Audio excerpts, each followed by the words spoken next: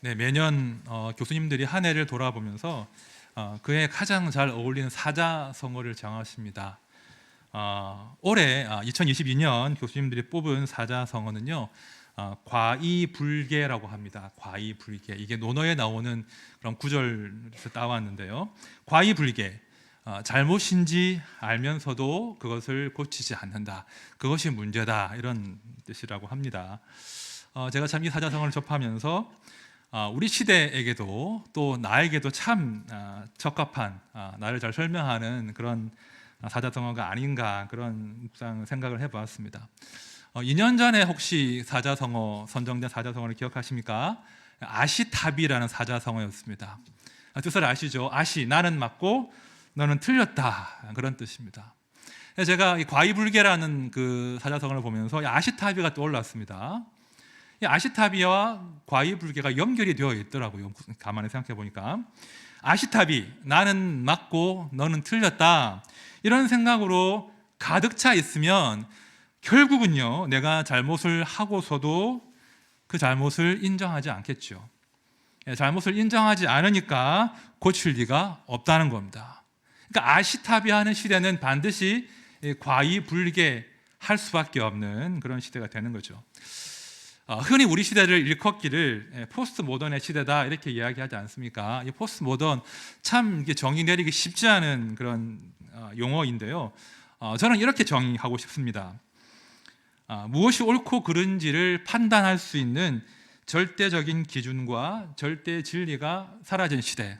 한마디로 말해서 기준과 진리가 실종되어 버린 시대가 포스트 모던이고 지금 우리 시대라는 것입니다.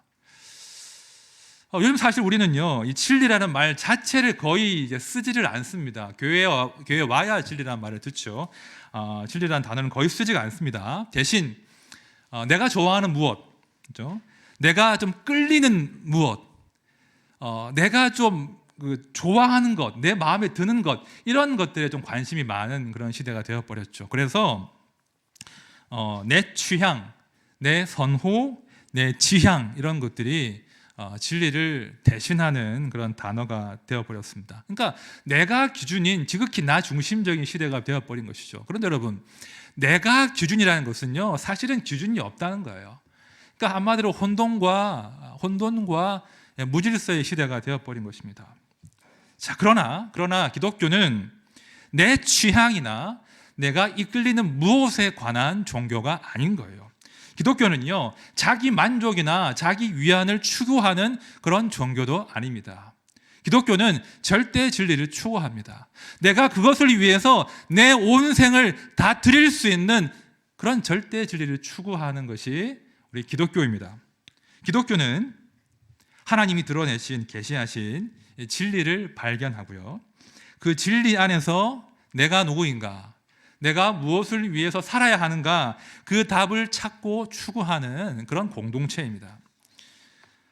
세상은 이렇게 말하지 않습니까? 너 자신을 들여다봐. 너 내면의 소리, 마음의 소리에 귀를 기울여봐. 그러면 삶의 길이 보일 거야. 네 안에 답이 있어. 이렇게 이야기하죠. 하지만 기독교는 정반대예요. 기독교는 진리 안에 답이 있다고 합니다. 진리 가운데 참된 너를 발견할 수 있어, 이렇게 말한다는 거예요. 자, 오늘 본문 요한복음 3장은요, 니고데모라는 인물이 예수님을 찾아와서 이제 나눈 대화를 담고 있는데요, 기독교 진리의 엑기스를 담고 있는 너무나 유명한 그런 본문이지 않습니까? 자, 그런데 어떻습니까? 요한복음 3장이 나는 정말 다 이해가 된다, 읽을 때마다 이해된다는 분 계십니까? 어렵죠? 모르시겠죠? 아주 복음의 기초적인 내용 같은데 우린 요한복음 3장을 대할 때마다 솔직히 어렵습니다. 이게 무슨 말씀인가, 이게 알다가도 모르겠는 그런 그 진리를 담고 있는 것이 요한복음 3장이에요. 그래서 요한복음 3장은 특별히 사려 깊게 읽으셔야 돼요. 혹시 가능하시면 영어 번역본도 참고하시고요, 혹시 가능하시면 원문도 공부해 가시면서 요한복음 3장은 많이 읽으셔야 돼요. 제가 보기에 최소 100번을 읽으셔야 됩니다. 쉽죠? 요한복음 3장 100번 읽기 얼마나 쉽습니까? 자, 오늘과 제가 다음 주에 요한복음 3장을 제가 다루려고 하는데요, 다음 주에는 그 예수님과 니고데모의 어떤 대화 내용 자체에 집중할 겁니다. 진리 자체에 집중을 할 거고요. 오늘은 이 니고데모라는 인물에 한번 집중해 보려고 합니다. 이 사람의 태도, 이 사람이 진리 되신 예수 그리스도 앞에서 어떤 태도로 서 있는가, 그걸 보자는 겁니다. 우리가 진리를 마주할 때, 진리를 대할 때 어떤 태도를 가져야 마땅한 것인가, 우리의 태도를 점검하는 그런 시간을 한번 가져보려고 합니다. 이제 말씀을 볼 텐데요. 우선 이 인물에 대한 탐구를 해보겠습니다. 니고데모가 누구인가? 자, 1절과 2절 상반절을 보십시오. 그런데 바리새인 중에 니고데모라 하는 사람이 있으니 유대인의 지도자라. 그가 밤에 예수께 와서 이르되. 자, 두 가지 정보가 있죠. 니고데모는 첫째로 바리새인입니다. 두 번째로 유대인의 지도자입니다. 자, 바리새인 하면 어떻습니까? 별로 우리가 좋은 감정을 갖고 있지 않죠. 바리새인 하면 위선자, 자기 행위를 자랑하는 사람, 그러면서 다른 사람을 자기 기준을 가지고 쉽게 판단하는 사람을 소환할 때 흔히 바리새인 같다, 바리새인 그런 말을 하지 않습니까? 그래서 우리가 교회 안에서 할 수 있는 최고의 모욕적인 욕이 이런 겁니다. 저 사람 바리새인 같아요. 그죠? 쉽게 이런 말 하시면 안 됩니다. 저 사람 바리새인 같다. 이게 최고의 욕 비난 중에 하나가 아니겠습니까? 그만큼 이제 바리새인에 대한 감정이 좋지 않은데요. 하지만 실제로 이 바리새인은 그런 우리가 쉽게 평가할 수 있는, 우습게 볼 만한 그런 사람들이 아닙니다. 이 바리새인들은요, 굉장히 당시 백성들에게 존경을 받던 백성들의 스승이었습니다. 이 바리새인들은요, 율법의 전문가였습니다. 그리고 율법을 준수하기 위해서 아주 자신에게 엄격하게 자신을 대한 그런 사람이었습니다. 그리고 회당에서 예배를 인도했고 말씀을 가르쳤어요. 그러니까 쉽게 말하면 이 바리새인들은 이 유대인, 이스라엘 평민들 사이에서는 정신적인 지주였고 영적인 버팀목이었다는 거예요. 그죠? 백성들의 스승이었습니다. 그런데 오늘 말씀에 따르면 니고데모는 그런 바리새인 중에서도 고위층 바리새인이었다는 거예요. 1절 하반절에 이야기하기를 바리새인인데 유대인의 지도자였다, 이렇게 소개를 하고 있는데요. 유대인의 지도자, 이 말은요 다른 말이 아니라 산헤드린 공의회의 회원이었다, 이런 뜻입니다. 처음 들으시죠? 산헤드린 공의회. 이 산헤드린 공의회는요 71명의 유대인의 지도층으로 구성된 기구인데요, 이스라엘 전체를 대표하는 사법적, 행정적, 종교적 기구였습니다. 그러니까 민족을 대표하는 기구였죠. 그래서 심지어는 사형을 언도할 수 있는 그런 힘과 권력이 있는 그런 기구였어요. 그런데 니고데모가 그런 사람이었습니다. 이 산헤드린 공회의 회원이었다는 것이죠. 그럼 쉽게 비유하자면 이 니고데모라는 인물은 저명한 목사이면서 동시에 법관이면서 동시에 국회의원이었다는 거예요. 그런 분 혹시 주변에 아세요? 목사이면서 법관이면서 국회의원. 그러니까 한마디로 상당한 거물이, 존경받는 스승이 예수님을 찾아온 겁니다. 왜 찾아왔을까요? 자, 2절 말씀 보시면 그가 찾아온 이유를 알 수 있습니다. 우리 2절 말씀 우리 다 함께 읽어보겠습니다. 시작. 그가 밤에 예수께 와서 이르되 랍비여, 우리가 당신은 하나님께로부터 오신 선생인 줄 아나이다. 하나님이 함께 하시지 아니하시면 당신이 행하시는 이 표적을 아무도 할 수 없음이니이다. 자, 니고데모가 아주 단도직입적으로 예수라는 분의 정체를 묻고 있는 거예요. 그렇죠? 내가 보니 당신이 행하는 그 표적이 어마어마한데, 예사롭지 않은데 당신이 정말 하나님이 보내신 자 메시아가 맞는가? 당신이 도대체 누구인가? 예수의 정체를 알기 위해서 지금 예수님을 찾아온 겁니다. 그런데 2절 행간을 잘 보시면요, 이 니고데모는 예수에 대해서 조금의 의구심이 있습니다. 만약에 니고데모가요 예수 그리스도를 메시아로 확신했다면 이렇게 찾아오지 않아요. 확신했다면 그냥 절하는 겁니다. 드디어 메시아가 오셨군요 하고 메시아를 경배했겠죠. 하지만 니고데모는 의구심 가운데 과연 당신이 누굽니까? 당신의 입으로 한번 말씀해 보십시오라고 확인하기 위해서 검증하려고 지금 니고데모 예수님을 찾아온 겁니다. 의구심이 있는 거예요. 사실은 이 니고데모의 의구심이 이해가 됩니다. 왜냐하면 우리가 이제 요한복음 2장의 사건을 알지 않습니까? 요한복음 2장에서 우리 예수님이 어떤 일을 벌이셨죠? 2장에서 바로 앞장이지 않습니까? 예수님이 성전에 들어가셔서 어떻게 하셨어요? 뒤집어 엎으셨잖아요. 그죠? 그러니까 객관적인 시각으로 보면 우리 예수님은 성전에서 난동을 부리신 거예요. 아주 과격했고요. 율법을 무시했고요. 제사를 무시했고요. 이 성전을 헐라 하면서 이 성전을 모독하는 신성 모독의 발언도 서슴지 않았다는 거예요. 그러니까 니고데모가 볼 때 헷갈리는 거예요. 한편으로 볼 때는 이게 하나님이 도우시지 않으면, 함께하지 않으면 이런 기적을 행할 수 없는데, 다른 한편으로 보면 율법과 성전을 모독하는 난동을 부린단 말이에요. 그러니까 헷갈리는 거죠. 과연 이 사람이 메시아가 맞는가? 아니면 그냥 그 시대가 낳은 위험 인물 이다나에 불과한 것인가? 지금 확인하고 싶은 겁니다. 그래서 니고데모가 그 밤에 예수님을 찾아온 겁니다. 자, 그런데요, 바로 이 대목에서 우리가 진리를 대하는 태도가 무엇인지 중요한 원리를 발견한다는 거예요. 자, 첫 번째 원리입니다. 첫 번째, 진리에 대한 소문을 들었으면 멀리서 구경만 할 것이 아니라 찾아와서 그 진리와 예수와 대화를 시작하라는 겁니다. 그렇죠? 예수에 대한 소문만으로 어떤 판단을 하려고 하지 말고 와서 예수 그리스도와 진지한 대화를 시작하라. 이것이 첫 번째 진리를 대하는 태도입니다.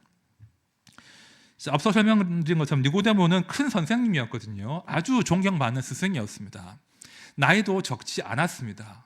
그러나 그에 비해서 예수님께서는요 30대 중반에 불과하시거든요. 아주 젊은 목회자입니다. 그리고 우리 예수님은요 소위 제도권 교육을 받지 않으셨어요. 어떤 큰 랍비 아래서 배운 분이 아니거든요. 그러니까 한마디로 말해서 이게 족보도 없는, 그죠? 출신도 알 수 없는, 그다음 이름 없는 순회 설교자에 불과한 거예요. 그런데 이 니고데모가 진리 앞에서, 진리에 대한 질문 앞에서 겸손하게 예수를 찾아온 것입니다. 어떤 분들은요 이렇게 이제 니고데모를 폄하하기도 하십니다. 그가 밤에 찾아오지 않았냐, 그가 사람들의 눈을 의식했기 때문에 몰래 예수님을 찾아왔다라고 니고데모를 폄하하기도 해요. 하지만 저는 폄하할 마음이 하나도 없습니다. 아무튼 중요한 것은 니고데모가 그 밤에 예수 그리스도를 찾아왔다는 거예요. 이 자가, 그 엄청난 기적을 행한 이 자가 정말 메시아가 맞는가 확인하고 싶은 거예요. 대화하고 싶은 거예요. 그래서 예수님께 찾아온 그 자체가 중요하다는 것입니다. 과연 이 자가 누구인가? 이 자가 정말 내가 기다린 메시아가 맞는가 확인하려고 했습니다.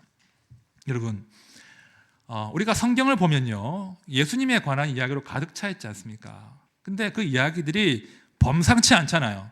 그죠? 예수님의 온갖 기적으로 가득 차 있죠.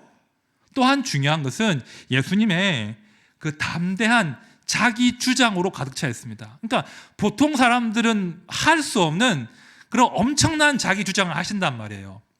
자, 예를 들어 볼게요. 말씀을 들어보십시오. 예수께서 이르시되 나는 생명의 떡이니 내게 오는 자는 결코 줄이지 아니할 터이요 나를 믿는 자는 영원히 목마르지 아니하리라. 나는 하늘에서 내려온 살아있는 떡이니 사람이 이 떡을 먹으면 영생하리라. 내가 줄 떡은 곧 세상의 생명을 위한 내 살이니라 하시니라. 나와 아버지는 하나이니라 하신대. 예수께서 이르시되 내가 곧 길이요 진리요 생명이니 나로 말미암지 않고는 아버지께로 올 자가 없느니라. 자, 여러분, 만약 우리 주변에서 말입니다, 어떤 멀쩡하게 생긴 사람이 이런 비슷한 주장을 한다고 하면 상상해 보십시오. 나는 생명의 떡이다. 나를 먹으면 영원히 줄이지 않는다. 나와 하나님은 하나이다. 이렇게 말하시는 분 주변에 계십니까? 그런 말 하면 어떤 사람이에요? 허언증 환자, 미치광이, 아니면 아이고 또 신흥사이비 종교 하나 탄생했구나, 그러지 않겠습니까? 그렇죠? 그게 객관적인 평가라고요. 그런데 여러분, 우리가 우리의 주로, 우리의 하나님으로 고백한 예수님이 그런 주장을 하셨단 말입니다. 말도 안 되는. 고민하셔야 돼요. 세상에 어떤 사람이 이런 담대한 주장을 펼칠 수가 있습니까? 만약에 우리 예수님께서 과대망상증 환자이거나 미치광이가 아니라면 예수님의 이 담대한 자기 주장을 아주 진지하게 검토하셔야 됩니다. 정말 예수 그리스도가 생명의 떡이신가? 정말 그분이 하나님이 보내신 생명의 원천이신가? 과연 그분이 우리를 하나님께로 인도할 수 있는 the way, 유일한 진리이신가? 검토를 시작해야 된다는 거예요. 더구나 예수께서 이 진술을 하심으로, 이런 담대한 자기 주장을 하심으로, 또한 그의 제자들이 이 예수를 증언함으로 그들이 하등의 유익도 누리지 않고 오히려 십자가에 처형당하시고 참혹하게 순교를 당했다면 더더욱 진지하게 예수님의 이 자기 주장과 예수님의 제자들의 이 증언, 이 복음서의 말씀을 진지하게 검토하셔야 된다는 거예요. 이 엄청난 말씀을 하신 분, 이분이 정말 누구신가 검토를 해야 돼요. 그런데요, 불행하게도 많은 사람들이요, 심지어 성도님들도 이 예수라는 진리 앞에 진지하게 나오시지 않습니다. 앞서 말씀드린 것처럼 우리 시대는요, 이 진리에 대한 관심이 없어요. 그냥 나한테 위로가 되는 말씀, 내 취향에 이끌리는 것, 내 마음을 시원하게 해주는 말씀, 거기에만 관심이 있거든요. 예배당에 와 계시지만 이 진리 되신 예수님과의 만남보다는 내 취향, 내 선호, 내 마음을 시원하게 해줄 그런 이야기들에만 관심을 기울일 때가 많다는 거예요. 파스칼이 남긴 책 중에 팡세, 글을 모은 글이 팡세인데요, 제가 참 좋아하는 구절을 한 구절 제가 읽어드릴게요. 비참함을 위로하는 유일한 것은 유희지만 유희가 오락거리죠. 유희는 가장 큰 비참함이기도 하다. 유희는 인간이 스스로 생각하지 못하게 하고 그 존재의 파멸을 느끼지 못하도록 방해한다. 유희는 잠깐 동안만 즐거움을 주다가 서서히 죽음에 이르게 한다. 그러니까 우리가 예수라는 진리 앞에 진지하게 서기보다는 결국은 내 만족, 내 즐거움, 내 오락거리를 추구하느라 이 진리를 간과하고 있다는 겁니다. 이런 글도 있습니다. 데이비드 브룩스가 쓴 인간의 품격에 나오는 한 대목인데요, 압도적인 성취감을 주는 단 하나의 일을 수락하기 위해 수백 가지 일들을 거부할 수 있는 능력을 상실했다, 이런 말을 합니다. 무슨 말이겠습니까? 압도적인 진리, 압도적인 성취감을 줄 수 있는 그 단 하나의 진리, 내 온 생을 맡길 수 있는 그 하나의 진리를 찾기 위해서는 수백 가지의 그 시시한 위로와 오락거리들을 포기할 수 있어야 되는데, 응당 그러해야 되는데, 이 땅의 사람들이, 이 시대의 사람들이 그 능력을 상실했다는 거예요. 하나의 진리를 포기하고 수백 가지의 그 시시한 오락거리들에 매달린 것이 우리 시대의 모습이다라고 지금 진단하는 겁니다. 그게 불행하게도 많은 경우 우리 성도의 모습이라는 거예요. 여러분, 누구를 통해 듣는 예수 그리스도 말고요, 풍문으로 듣는 예수 그리스도 말고요, 어떤 설교자를 통과한 그 예수 그리스도의 말고요, 예수님 말고요, 예수님과 직접 만나 대화를 시작하십시오. 성경을 읽으십시오. 누가 전해준 예수님 말고요, 성경 가운데 예수를 만나고 예수와 대화하고 정말 예수 그리스도가 내 인생을 걸만한 분이 맞는지, 정말 그분이 영상이 맞는지, 정말 그분이 내 죽음 이후에 그 모든 영원한 생을 책임질 수 있는 분이신지를 검토하시란 말입니다. 그것이 우리가 이 예수라고 하는 진리를 대하는 마땅한 태도입니다. 그러기 위해서는요, 우리의 삶을 좀 정리해 주셔야 돼요. 시간을 확보해 주셔야 돼요. 그렇죠? 예수님 만날 수 있는 환경들을 만드셔야 됩니다. 좀 시시한 오락거리들을 좀 많이 포기하셔야 됩니다.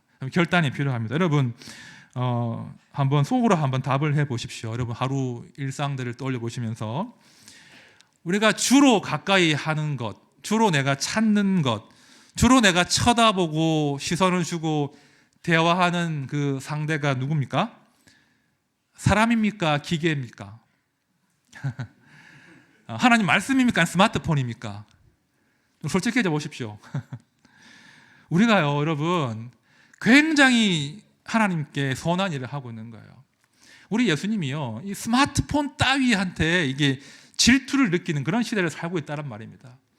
이 스마트폰 안에 돈도 있죠, 오락거리도 있죠, 쾌락도 있지 않습니까? 소일거리가 다 있거든요. 그러니까 우리가 그 우상에 정신이 팔려서 압도적인 진리이신 예수 그리스도와의 만남을 자꾸 과로쳐버리고 자꾸 짜투리 시간, 그것도 쓰지 않는 경우가 많다는 겁니다. 요즘 많은 분들이 스마트폰을 통해서 또 말씀을 읽으십니다. 말씀을 들으십니다. 괜찮습니다. 또 스마트폰을 통해서 유명한 설교자들의 설교와 강의를 들으십니다. 괜찮습니다. 많이 들으십시오. 하지만 명심하십시오. 우리가 누군가의 강의와 누군가의 설교를 통해서 예수님과 친해질 수 있다, 착각입니다.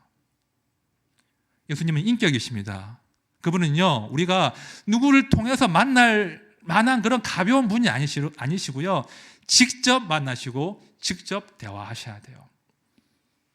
그러니까 우리가 많이 착각해요. 내가 오늘 누구 유명한 분의 말씀을 들었으니까, 유명한 강의를 듣고 내가 감동을 받았으니까, 내 마음이 시원해졌으니까 내가 예수님과 친해진 거야, 착각을 하시거든요. 그렇지 않습니다.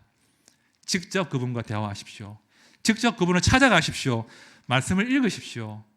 그게 우리가 진리를 대하는 합당한 태도인 거예요. 두 번째입니다. 두 번째, 우리가 진리 가운데, 진리 앞에서 어떤 태도를 가져야 하는가. 두 번째는요, 이겁니다. 이해가 안 되면 솔직하게 인정하라, 의심하라, 질문하라. 이게 두 번째 태도가 되겠습니다. 오늘 본문을 읽어보시면 이 니고데모가 상당히 이제 수치 곤혹스러운 일을 당하는데요, 니고데모가 예수님의 이야기를 도무지 이해를 못하는 장면이 거듭됩니다. 자, 그래서 질문만 계속 하죠. 4절 보십시오.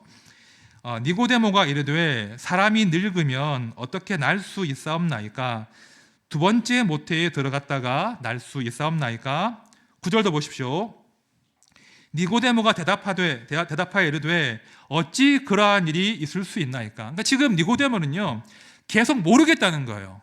도통 이해가 안 됩니다. 그런 반응을 지금 예수님께 하고 있는데요, 오죽하면 예수님이 니고데모에게 핀잔을 주십니다. 우리 10절 말씀 다 함께 읽어봅시다. 시작. 예수께서 그에게 대답하여 이르시되 너는 이스라엘의 선생으로서 이러한 것들을 알지 못하느냐? 너는 이스라엘의 선생이나 되어가지고 이러한 일도 알지 못하는 거니? 라고 지금 예수님께서 아주 니고데모에게 자존심 상하는 말씀을 지금 하시는 거예요. 그런데요, 제가 지금 주목하고 싶은 것은 이 니고데모의 솔직함이에요. 저는 니고데모가 이제 그 모르겠다고 하니 솔직함이 정말 공감이 되거든요. 제가 서두에 말씀드린 것처럼 저도 요한복음 3장을 읽을 때마다 명쾌하게 이해가 안 되는 부분이 너무 많은 거예요. 거듭난다는 게 도대체 정확하게 무슨 말씀이신 건지, 성령으로 난다는 게 무슨 말씀인 건지, 바람이 불고 성령이 임하고 그게 무슨 뜻인 건지 잘 이해가 안 되거든요. 그래서 저는 요한복음 3장을 볼 때마다 고민하게 돼요. 이게 무슨 말씀이지? 그리고 공부하게 됩니다.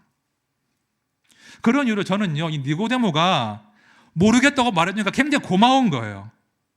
왜 고맙습니까? 니고데모가 모른다고 말해 주었기 때문에 요한복음 3장이 기록된 겁니다. 그렇죠? 니고데모가 안다고 했으면 예수님이 설명 길게 안 하셨겠죠. 모르겠다고 하시니 예수님이 그를 붙들고 이 위대한 진리를 길게 설명하신 겁니다. 여러분, 니고데모는요, 율법의 정통한 선생이었잖아요. 그렇죠? 그는 평생을 성경을 연구하고 가르치고 암송한 사람이에요. 평생을 메시아를 갈망하고 기다린 사람이에요. 그런 그도, 그런 스승도 모르면 모르겠다고 솔직하게 인정하지 않습니까? 우리에게도 이런 솔직함이, 진리 앞에서의 솔직함이 필요하다는 거예요. 모르면 모르겠다고 말씀하십시오. 의심이 되면 의심된다고 말씀하십시오. 설명해 달라고 계속 요청하십시오. 그것이 진리 앞에선 우리의 합당한 태도인 거예요. 그럼 신앙은요, 우리의 신앙은요, 무턱대고 믿는 맹신이 아니에요. 우리의 머리를 세뇌시키는 게 아니에요. 우리의 신앙은 철저하게 이해를 추구하는 신앙입니다. 그게 우리 기독교 정통의 신앙이에요. 필립 얀시가 쓴 유명한 책이 있는데요. 내 안에 하나님이 없다, 그런 책이 있는데요. 그 책에서 얀시가 이런 지적을 합니다. 교회에 대한 지적인데요. 왜 교회는 의심을 적군처럼 간주하는가, 이런 지적을 합니다. 왜 교회는 의심을 적군처럼 간주하는가? 많은 경우 교회가 이 질문과 의심을 허락하지 않는다는 거예요. 질문과 의심을 위한 공간을 마련하지 않는다는 거예요. 그냥 닥치고 믿으라는 거예요. 그런 식으로 이게 예수님의 의도가 아니었거든요. 예수님은 우리의 질문과 의심을 전혀 미워하지 않으십니다. 예수님이 니고데모의 그 의심과 질문을 귀하게 보셨기 때문에 그를 대화의 파트너로 인정하시고 긴 대화를 하신 거예요. 설명하신 거예요. 결코 우리 예수님은 우리의 질문과 의심을 막은 적이 없습니다. 그런데 교회가 지도자들이 그런 성도님들의 질문과 의심을 막아왔다는 것이죠.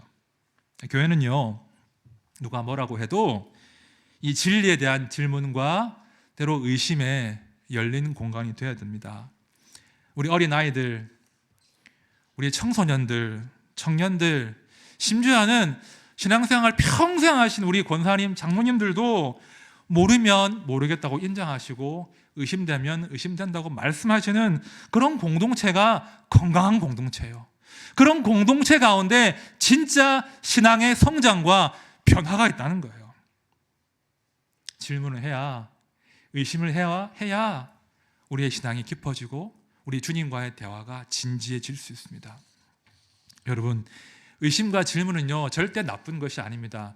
숨길 것이 아니고요, 의심과 질문은 오히려 우리의 믿음이 자랄 수 있는 뼈대 같은 거예요. 자, 필립 얀시가 한 말을 들어보십시오. 나는 위대한 사람들의 전기를 읽을 때마다 그들의 믿음이 의심의 뼈대로부터 성장해 왔다는 것을 발견하게 된다. 단지 그들의 믿음이 성숙한 단계에 이르면 그 뼈대는 사라지고 더 이상 모습을 드러내지 않을 뿐이다. 하나님께서는 사람들의 의심에 대해 교회가 느끼는 것만큼 심각한 위협은 느끼시지 않는다. 공감되시죠? 여러분, 우리 기독교의 진리가 말입니다. 이 말씀이 말입니다. 내가 몇 번 듣고 고민하고 이해될 것 같으면 그런 진리, 그런 하나님 시시하지 않으세요? 만약에 사람의 이성과 판단과 고민으로 쉽게 이해가 되는 그런 하나님이라면, 그런 복음이라면, 그런 말씀이라면 그것은 거의 100% 사람이 만든 창작물에 불과할 거예요. 그러나 기독교가 선포하는 진리는 땅의 진리가 아니라 하늘의 진리거든요.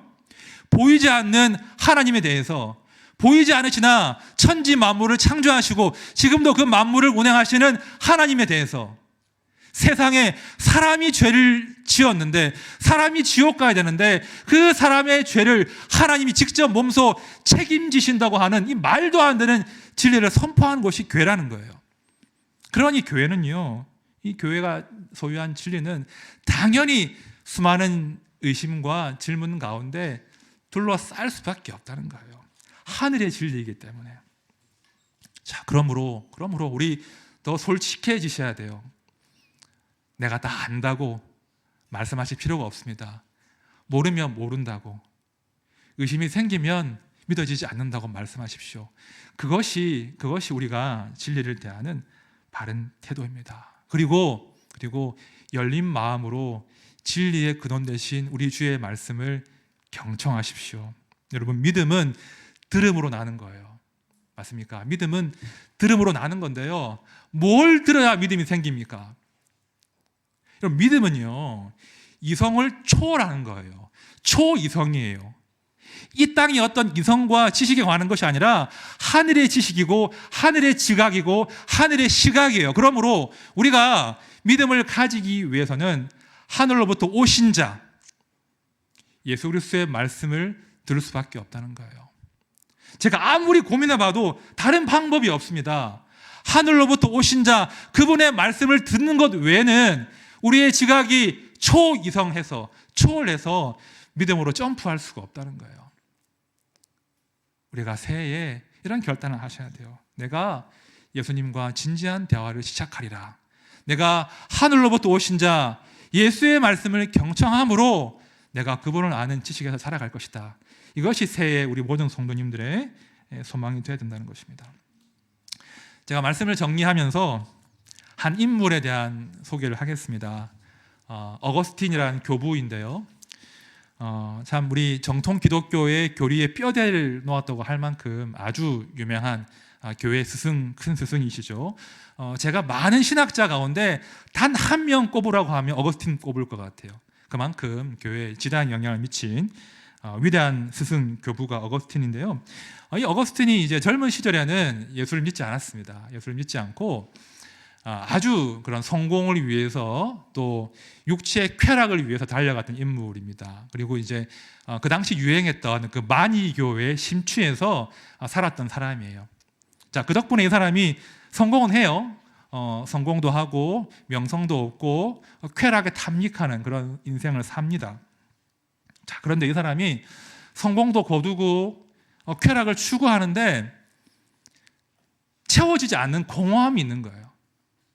열심히 욕망을 따라다는데 그 채워지지 않는 빈 공간이 늘 공허한 채로 남아있는 거예요. 그 공허함이 더욱더 어거스틴으로 하여금 쾌락으로 달려가게 한 거예요. 그러다가 이 어거스틴이 도무지 채워지지 않으니까 어머니의 하나님에 대한 관심을 다시 가집니다.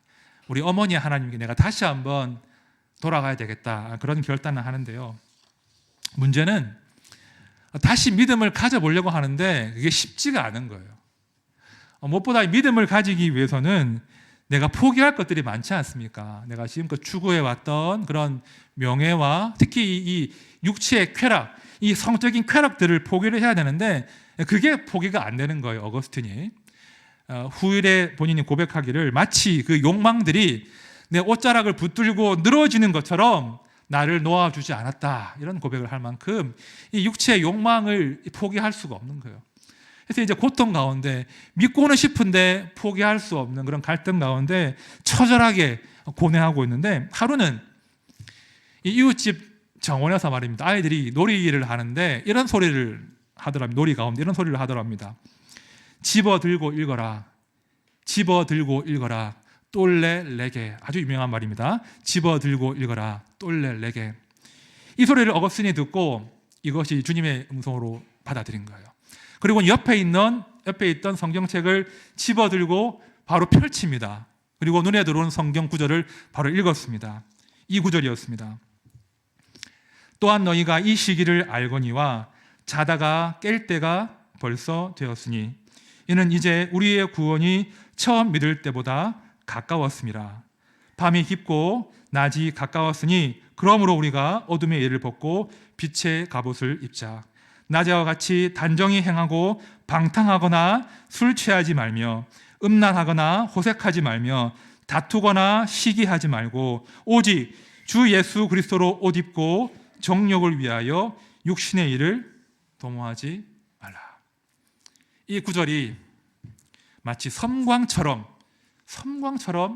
어거스틴의 심장 폐부를 찔러버린 겁니다. 마치 이 빛이 거대한 파도가 되어서 그의 가슴에 불어닥친 것처럼 어거스틴의 마음을 지배하고 있던 그 모든 욕망들과 그림자들을 한 번에 지워버린 거예요. 그 경험 이후로 어거스틴은 육체의 쾌락을 포기하고 주를 위해 살고자 하는 새로운 욕망이 생긴 겁니다. 그 이후로 이분의 삶이 완전히 바뀌었습니다. 여러분, 지금 우리에게 필요한 것은요, 나를 위로해주는 시시한 소일거리나 오락거리가 아니에요. 지금 우리 모두에게 필요한 것은 우리의 생을 단번에 바꾸어낼 수 있는, 우리가 우리의 온 생을 걸 수 있는 압도적인 진리가 필요한 거예요. 그 진리는 다른 데 있지 않고 예수 안에 있습니다. 예수님 주신 그 말씀 안에 있습니다. 그러므로 말씀을 들고 말씀을 펴서 그 말씀을 읽어보십시오. 예수님과 이제 정말 진지한 대화를 시작해 보십시오.